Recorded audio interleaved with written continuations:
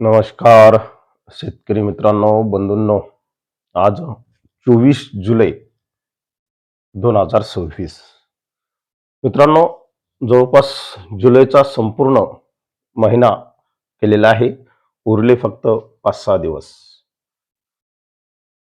या दिवसामध्ये 5-6 दिवसात जुलैच्या कसा पाऊस असेल राज्यात आणि त्यानंतर पुढे 15 ऑगस्ट पर्यंत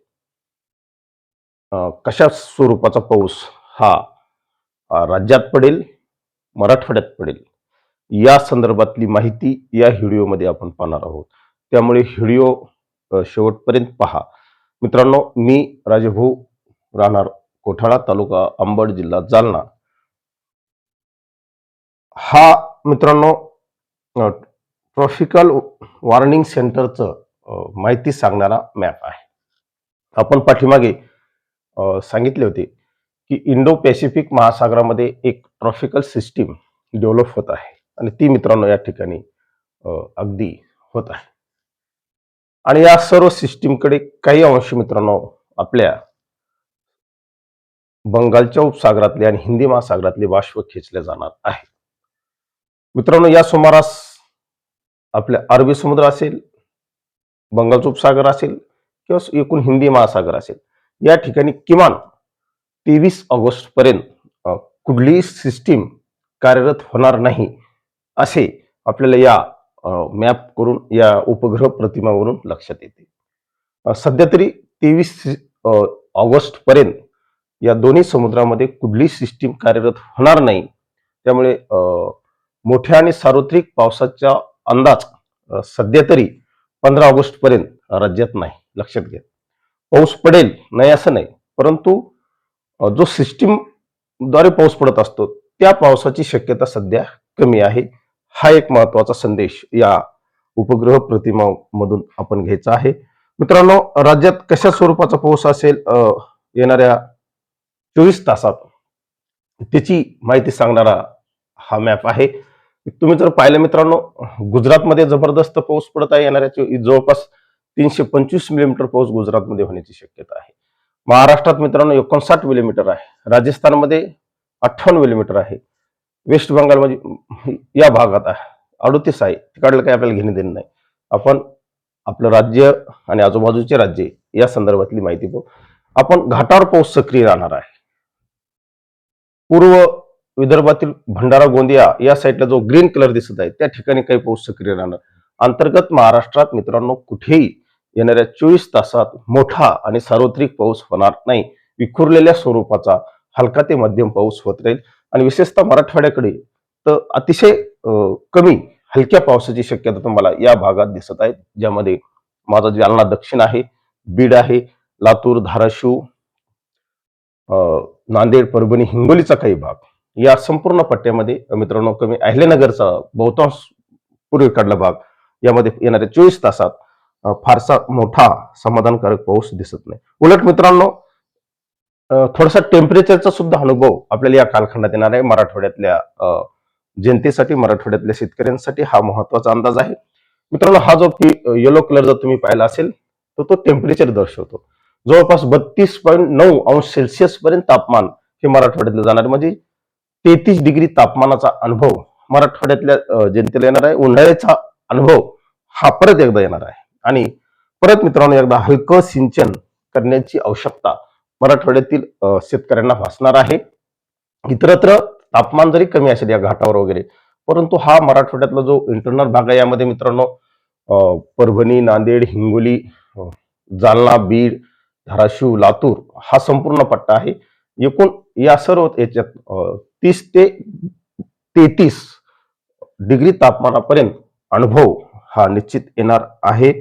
हे सर्व आपण पाहू. मित्रांनो, हा एकत्रित 8 दिवसाचा जर अंदाज पाहिला तर मराठवाड्यावर काळे ढग आहेत.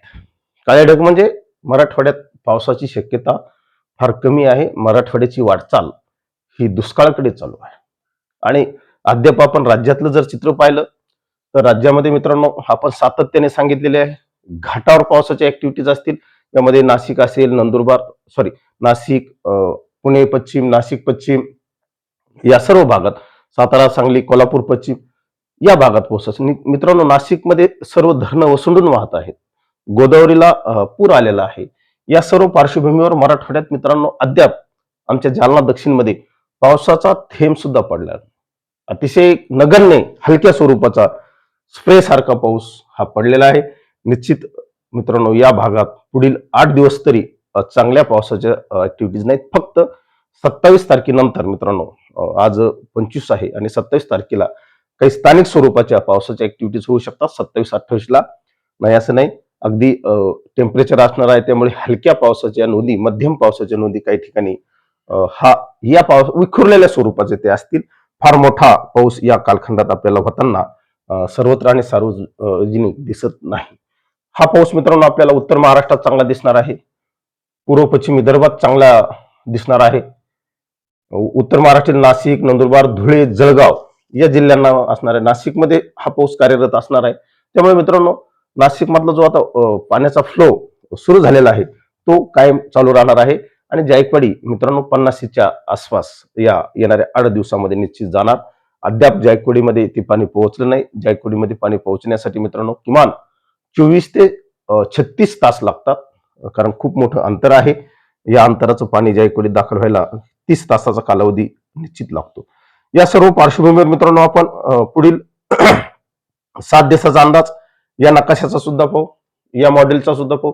या मॉडेलने मित्रांनो आपल्याला किमान पुढील 7 दिवसामध्ये फारशा महाराष्ट्रात समाधानकारक पावसाच्या नोंदी दाखवलेल्या नाहीत. तुम्हाला हा जो रेड कलर दिसत आहे या ठिकाणीच पावसाच्या ऍक्टिव्हिटीज असतील. यामध्ये घाटावर असतील मित्रांनो, नंदुरबार, धुळे, जळगावकडे असतील आणि गुजरातला लागून जो महाराष्ट्र आहे त्या भागात असतील. आपल्याला जो ब्राऊन कलर दिसत आहे हा थोडस कमी पावसाचे संकेत देतो. सरासरीपेक्षा पाऊस कमी पडेल.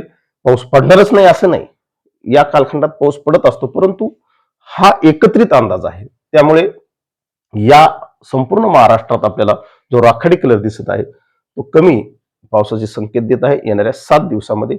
आणि मित्रांनो आपण याच्या पुढे जर गेलो, आणखी थोडस प्रॉब्लेम, याच्या पुढे जर आपण गेलो तर तुम्ही पाहू शकता एक हा मित्रांनो सॉरी 15 ऑगस्ट पर्यंतचा मॅप आहे.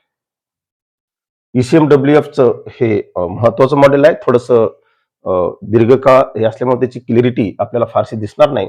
परंतु मित्रांनो तुम्हाला जो व्हाईट कलर दिसत आहे हा अति पावसाचे संकेत देत आहे. या भागात संपूर्ण मित्रांनो भारतात या भागात चांगला पाऊस असणार आहे. घाटावर चांगला पाऊस असणार आहे. मराठवाड्याच्या उत्तर मराठवाड्यामध्ये चांगला पाऊस असणार आहे. एकूण 15 ऑगस्ट पर्यंत सांगतो हे वातावरण. आज 24 ते 15 ऑगस्ट पर्यंत, अगदी नवे ते 23 ऑगस्ट पर्यंत वातावरण जाणार आहे. परंतु मराठवाड्यातल्या दक्षिण भागामध्ये कुठेही या मॉडेलने सुद्धा मुसळधार पावसाचे संकेत दिलेले नाहीत. 15 ऑगस्ट पर्यंत मित्रांनो हलका मध्यम पिकांना जीवनदान देणारा पाऊस असेल. जलसाठे भरणारा पाऊस मित्रांनो या मॉडेलने तरी मराठवाड्यातले, अंतर्गत महाराष्ट्रातले जलसाठे भरण्यासाठी कुठेही संकेत या मॉडेलने अद्याप आपल्याला दिलेले नाहीत. असा हा एकत्रित अंदाज आहे. मित्रांनो एकूण जर आपण पाहिलं तर महाराष्ट्रात अतिशय विषम असं वातावरण दिसत आहे. अतिशय पावसातलं असमतोल, असमानता आपल्या नजरेस येते. पश्चिम घाटावर धो पाऊस पडतोय, प्रचंड पाऊस चालाय. मुंबई असेल, पुणे असेल, अगदी त्या भागात पूर परिस्थिती तयार झाली. नाशिक इकडे खाली, कोल्हापूर, सांगली, सातारा या भागात चांगल्या नद्यांना पाणी पातळी वाढलेली आहे. गोदावरी, उत्तर गोदावरी, ज्याला अप्पर गोदावरी आपण म्हणतो, या गोदावरी खोऱ्यामध्ये चांगला पाऊस झालेला आहे आणि गोदावरी नदीमध्ये पाण्याचा एकत्रित प्रवाह हा जायकवाडीच्या दिशेने येत आहे. परंतु गोदावरीचा जो मधला भाग आहे, मधला पेज ज्याला आपण मराठवाड्याचा भाग म्हणू, या भागात मित्रांनो अद्यापही कुठेही समाधानकारक पाऊस नाही. खुद्द माझ्या गावाकडे अद्याप या लो प्रेशर सिस्टीमने कुठेही समाधानकारक पाऊस दिलेला नाही. कुठल्याही पिकांना जीवनदान मिळालेलं नाही. अतिशय हलक्यातल्या हलका पाऊस हा झालेला आहे. त्यामुळे निश्चित मित्रांनो शेतकऱ्यांनी या सर्व सिग्नलकडे ओळखावं की आपली वाटचाल दुष्काळजन्य परिस्थितीकडे होत आहे. भले या कालखंडात पिकं येतील नाही असं नाही, परंतु जलसाठे भरण्यासाठी मित्रांनो आपल्याला सार्वत्रिक आणि सर्वत्र पाऊस असणं अपेक्षित आहे आणि ते आपल्याला 15 ऑगस्ट पर्यंत तरी या मॉडेलकडून दिसत नाही. एवढंच या निमित्ताने सांगतो, थांबतो. अधिक माहितीसाठी IMD सारख्या विश्वसनीय संस्थेला फॉलो करा. जय हिंद, जय महाराष्ट्र.